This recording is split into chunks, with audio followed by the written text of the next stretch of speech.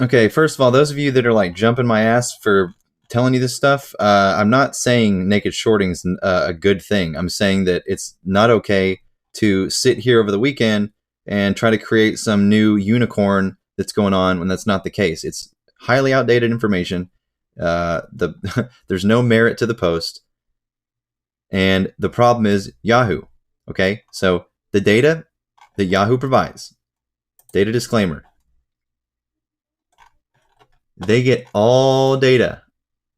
They get financial statements, valuation ratios, market cap, and shares outstanding data from Morningstar.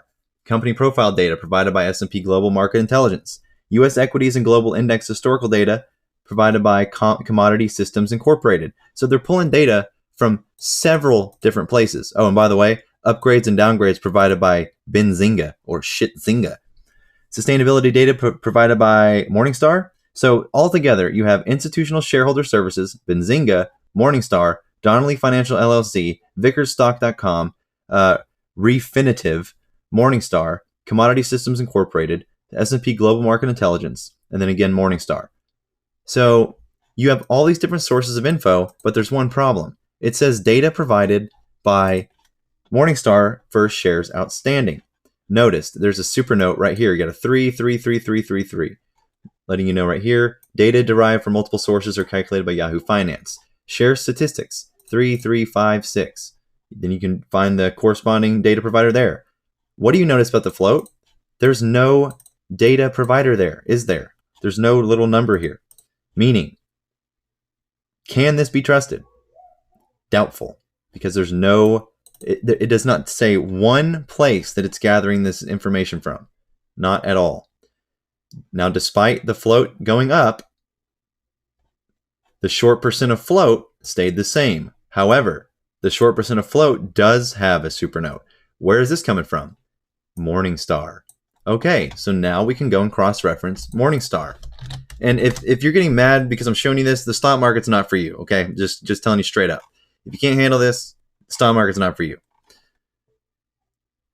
Okay, so thanks to Art66032079 for providing the screenshot because my free trial did run out. This is Morningstar.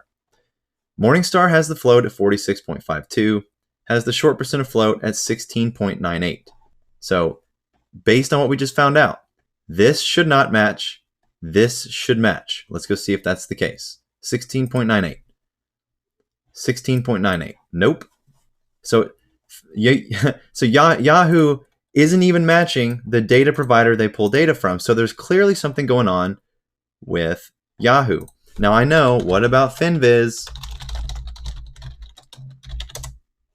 What about FinViz? Well, if you look at FinViz, all this stuff here, which is hilarious to me, they have the float at 58.19%, right?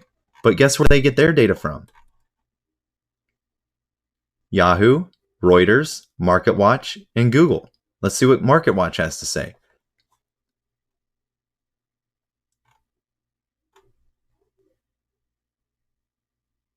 Public float, 62.9 million. Not the case, is it?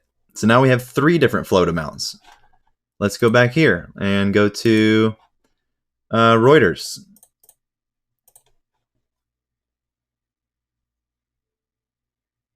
If my computer's not going to be a slow piece of shit today. Okay. Forward PE, negative 270.09. Shares outstanding, 76.49. I don't see a float here, though. Key metrics. No, wait, is this it? Beta, negative 2.03. So you get my point. Float is only calculated by proxy statement. It's a liquid measurement. There's no explanation for this other than a glitch. I'm sorry. But an unfounded claim that this is cellar boxing, a practice that was, accounted for back in the early 2000s, not possible on stocks over $1, not even possible on stocks on lit exchanges. I don't think we're spending our time very well. But again, not trying to, get on to the guy that made the post. I'm just saying that if there's no references, look into it. Because all it takes is a 5-minute search to find out that there could be a glitch going on. Because, again, Morningstar shows the correct data. FinViz shows the correct float, but FinViz does not show the correct price or the EPS. So you just got to take it with a grain of salt. I'm not saying naked shorting's good, obviously. I'm just saying naked shorting's, it's still happening every day. You can see it in the order book. But to say that it's cellar boxing on a stock that it wouldn't even make sense to cellar box with, no. Now, could they use this tactic on other stocks? Possibly. If that bid-ask spread happens to fall between that 0.0001 and 0.0002, which is the maximum it would be allowed to be, considering the spread limit is 125%. But yeah, this is just, reality. So is there any way to know for sure if the float on Yahoo is correct? No. Is there any way to tell if it's incorrect? Well, there's a lot more ways to tell it's incorrect than correct, because you can cross-reference it with several other places that disagree. So unless we're holding Yahoo up on a pedestal all of a sudden because it fits a narrative we want, don't understand that. So let's just keep it real, people. Be sure to always verify information for yourself. That way you don't have to rely on any mouth breathers who are just looking for a hype fest. And it'll make your day a lot easier. So again, cellar boxing, don't think that's what's happening. Could I be wrong? I'm going to be open to that possibility. But based on the evidence that I've seen and looked at, don't think that's what's going on. And if anyone wants to provide some substantial, concrete evidence against this claim other than linking the Reddit post or the article in 2004, that would be much appreciated. I'm always open for discussion, but I'm not open for nuh-uh, because that's childish, and this is the stock market. It does not care about your emotions. Just trying to help. Have a good one, everyone.